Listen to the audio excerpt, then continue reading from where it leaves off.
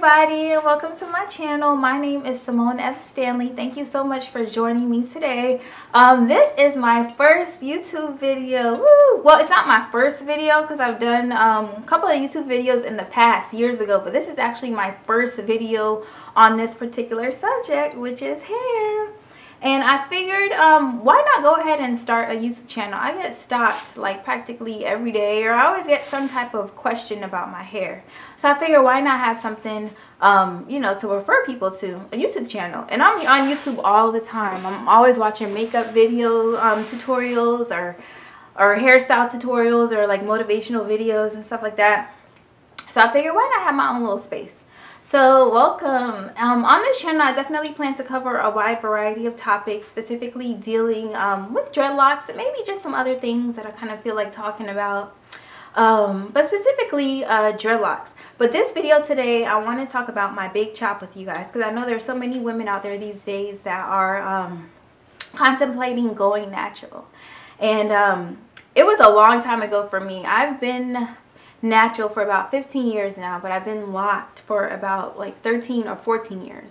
I went natural when I was 17. I'm 31 now, so it's been a minute. But I'll definitely share like my inspiration of how I decided to go natural.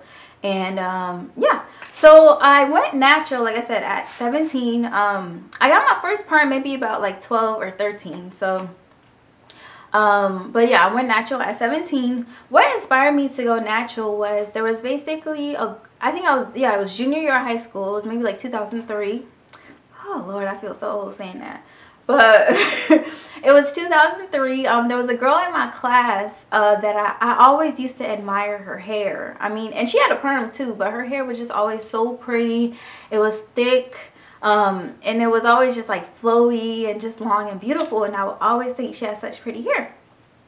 Well, I hadn't seen her for a while, and one day a friend of mine and I went to the movies, and she ended up coming, and I didn't know she was gonna come. But when I saw her, like, my jaw dropped, because she had cut off all her hair. I mean, her hair was, it was like a tapered cut. She had chopped off everything. And I remember being like in shock, like, oh my God, like she has such beautiful hair. But at the same time, like, she was glowing. I remember thinking she looked so beautiful. I mean, she was radiant, and you could tell she was really feeling herself. But it wasn't like in a conceited type of way. It was in a way where it's like, yeah, I'm doing my own thing and I'm at peace. And I mean, I could just, it was crazy. I can remember it to this day. It's like a white light was behind her or something. I guess I was seeing her aura. But yeah, but at the same time, I was thinking like, oh my gosh, like I could never ever do that. But never say never, because that definitely planted a seed in me that evening. And I think shortly after, I can't remember how soon after, but shortly after, I made the decision to kind of stop getting a perm and just kind of like let my new growth grow out and just kind of like see what would happen from there. I hadn't quite committed to the decision that I was going to cut it off, but I at least kind of wanted to just give myself the option to. So I don't think I got a perm for maybe like 3 or 4 months. And I mean, my hair was looking kind of crazy. Like, it was to the point where my mom was like, you know, like, what you doing with that? But anyways, I don't know if y'all remember, for my naturals that have been natural like a really long time. It was, like I said, it was like 2003, and there was a website that was really, really popular called Naturality. And it was kind of like a Facebook for like people with natural hair. And it's where women from like all over would kind of have like their own individual profiles, and they would document like their natural hair journeys, from cutting off their perm to, you know, like products they use, to issues and stuff that they were facing with their natural hair, and just like just voicing, you know, like their just everything, you know, that was related to just going through the experience of cutting your hair. And so I would be on that site like every day, like always just reading up on other women's experiences, and I guess just kind of like building up my courage to kind of like make that transition to be fully natural. Well, one evening, after reading this lady's profile, I was curious to kind of see like what my like natural hair looked like with no perm. So I went in the bathroom, and I remember like snipping just a little piece from like the middle of my hair, just like cutting it off. And I cut it off, and I was like, okay, the world didn't end. So I ended up snipping another piece and another piece. And after a while, I had cut out like the whole back of my hair. At that point, of course, there was like no going back. But I didn't cut off everything. I kept the front long because I had to go to school the next day. So, you know, so I could just have something to like brush over and just like do a ponytail. But yeah, I went to school the next day. It was a Friday, and I remember asking a friend of mine that was sitting behind me to kind of like touch the back of my hair, and they touched it and their hand went like right through, and they were like, oh my god, like, what'd you do? So that day I asked my brother to take me to the barber shop. And it's funny because I think we had like a running bet. This is before I had cut off any of my hair that I wasn't going to go natural. Or I guess nobody believed me that I was actually like contemplating it. But yeah.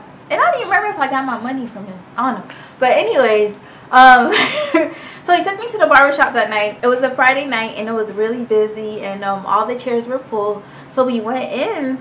And when it was my turn to get into the seat, like literally all eyes were on me. It was like the music stopped, all the barbers stopped cutting, the DJ, you know, like stopped the track, and everybody was looking at me like, what the heck is this girl about to do? And I remember there was this one dude, and he was looking at me like, what the hell? I still remember his gaze. It was hilarious. But anyways, so I got in a chair. And, you know, like, barber took out my ponytail, you know, brushed my hair, took out the razors, and started bzzz. And at that point, like, I think I started hyperventilating. My heart was, like, beating so fast. And my brother and his girlfriend, his wife, but his girlfriend at the time, they were sitting down, like, directly in front of me for moral support, I guess. And just, like, smiling and cheesing. And, oh, my God. I remember just being, it was so, like, nerve-wracking because, like, hair was just like flowing just like everywhere, just seeing pieces of hair just fall to the floor. And so after a while, he stopped and he turned me around, and I was in like a mild state of shock. Like, I felt naked, and I mean, I had on clothes on, but I felt naked because it's like I had nothing to hide behind anymore. Like, it was like I was looking at myself for like the first time. And I remember feeling really self-conscious because it was the first time I seen myself without hair. And I remember my head looked so small, but, you know, it was, to this day, that was probably one of the most liberating decisions of my life because, I mean, I don't know, just all the feelings that I felt, it was new. It was something new. It was almost kind of like being born again, you know, being like rebirthed. But it was interesting. And I remember going home that night and taking a shower, and just like, it literally took me 3 minutes to wash my hair, and I was like, okay, yeah, this is the ish, like, I'm onto something. But anyways, like I said, I was in school. I was a junior in high school, so of course I had to face that. So I went to school the next day, and from what I heard, I was the talk of like a lot of the classes. Some people loved it, some people were in shock, and some people just stared. But, you know, if I was at that point where I cared about what other people think, I wouldn't have done it anyway. So, you know, it just was what it was. And I have to think back because I gave myself kudos because just being 17, you know, for all you young people that are watching, being, you know, that age and being in high school, I know, you know, you're at a point where you kind of want to fit in. You don't want to stand out. But, I mean, you know, you got to be true to yourself. And I just look back with a smile that I was that young and that like inexperienced, but still being able to make that decision to just be able to redefine my own standard of beauty. You know, because I think we're held to standards of beauty that are unrealistic and that are not ours. We're held to standards that our hair has to be this long and this straight, that our edges gotta be like laid. And it's like, I don't worry about my edges. You know what I'm saying? Like, that's the great thing about being natural, or even just having dreadlocks. Like, these are my edges. You know, it is what it is. But yeah, so, and I remember a funny experience with that. I went into the beauty supply store because I think it was maybe like a couple weeks or something before we had to take our senior pictures, and I went in, you know, for some jewelry or for some earrings, and the lady asking me, you know, if I was buying a wig too. I just remember that being funny. And I'm glad I was kind of like self-assured, because that probably would have hurt my feelings, but it didn't. But yeah, and at the time, you know, I wasn't like wearing makeup either. I was like kind of like tomboyish. So I had nothing to hide behind, like absolutely nothing to hide behind. And I was probably walking around looking like a dude, but you know, it is what it is. But yeah, that was my experience. And like I said, I got mixed reviews. Some people loved it. You know, some people were like, oh my God, like, I can't believe you did that. And I even heard like one guy say something like, or I think it was at church one time, and somebody told me, someone was like, if my girlfriend ever did that, I'd break up with her. But comments like that just made me feel even like better, because it's like, shoot, it made me feel like, you know, like a rebel, like, you know, I'm going against the grain. But yes, I would encourage anybody that's considering on doing that and that's not doing it because you're thinking about, you know, what this person may think or what that person may think. You got to be true to yourself. You know, you can't live life concerned about the opinions of others.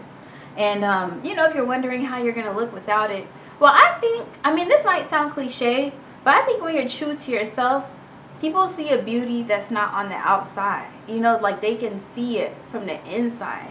Kind of like how when I saw my friend cut her hair, like she was beautiful on the outside, but what was even more powerful was her aura, you know, like coming from the inside. So I think when you're true to yourself and you make decisions like that, not based on anybody's opinion, that's the beauty that people can see. And you know, the people that are looking with this eye, not these eyes. So yeah, I would encourage anybody, you know, to go ahead and just make that decision. I mean, definitely be informed about it. You know, like know maybe like what style you want to do, or you know, like what products and stuff that you want to use. I honestly can't remember what products that I did use back then. I'm sure it was like some type of oil or something like that, but you know, so many resources out there where you can find, you know, stuff that works for your hair. And there's, you know, like natural hairlines, more natural hairlines now. Like back then, I think, you know, it was pretty limited, so I kind of just had to make do with what I had. But yeah, I would just encourage anybody that's considering it, just do you, just like be you, you know, own your own truth. Don't let outside forces, you know, dictate what you do with yourself. If you feel like you're at a point where, you know, you're ready to kind of just accept what you have and, you know, who you are. And I'm not saying that if you have a perm, you're not accepting who you are. You know, everybody's in a different place, everybody's in a different space. But if you're in a space where you're just ready to kind of like let go, then just surrender to it, and I promise, you know, you won't be disappointed. So that was my experience, and yeah, I don't regret it to this day. And the funny thing is, at the time, NDIRE was becoming like really popular, and the song "I'm Not My Hair" was a hit, and that was my theme song. But the irony now is I have literally become my hair. You know, like people know me from my hair. And I wonder now, like, if I would have the same courage to make that same decision again, just to chop it off. I always kind of like think that to myself. Like, I really like my hair now, but you know, I have to remember that this isn't us. You know, what you see is not, this isn't you. Like, this is just like the outer self, like the flesh. This is just the vessel that we have to be in this earthly experience. We are so much more than our hair. We're so much more than our skin. We're so much more than our makeup. You know, we're so much more than all the material things that we think that we are. We're so much more than that. We are powerful spirits. And yeah, and you just kind of have to like get to a place where you kind of like understand that. And you know, I'm coming into that understanding, and I've been coming into it for years now. So I hope y'all enjoyed this video. I hope I didn't kind of like blab too much. But yeah, that's basically what you'll see on this channel, and that's what I hope to do with this channel. It's just kind of like inspire people. And I know, like I said, this is a hair channel, but I also want to talk about things that are like motivating and just kind of like be inspirational at the same time. I'm going to go ahead and put a picture up too of what I look like, of my senior picture specifically, what I looked like with the cut. So if people want something to kind of reference. But thank you for watching. If you liked what you saw, go ahead and hit the like button and subscribe to my channel for more videos. Thank you. Bye. And shameless plug, I don't know if you guys noticed the art in the background. but that is actually a piece that I did. I'm actually a visual artist. I'm based out of Atlanta, Georgia, and I create 3D portraits out of felt material called feltrit. So it's a combination of the words felt and portrait. And my art business is called Face to Felt Originals, and this is a huge passion of mine. This particular piece is actually called Out of Her Space Into a New Place. And it's basically like a rise of the phoenix thing, you know, just like ascending to a new level, being rebirthed, and just new beginnings. I do custom portraits as well. I do pets, I do children, I do families, I do anything. All I need is basically a picture to work off of. Or if you have just an idea, you know, that you want brought to life, definitely hit me up. I'm gonna leave my social media information on the bottom. But yeah, like I said, this is a passion of mine. I'm definitely looking for ways to kind of like incorporate it into this channel, so y'all be seeing a lot more of my work. And if you're interested, like I said, I'll leave my social media on the bottom so you can go check out my page. My art page is at Face to Felt. It's FACE, the number 2 FELT.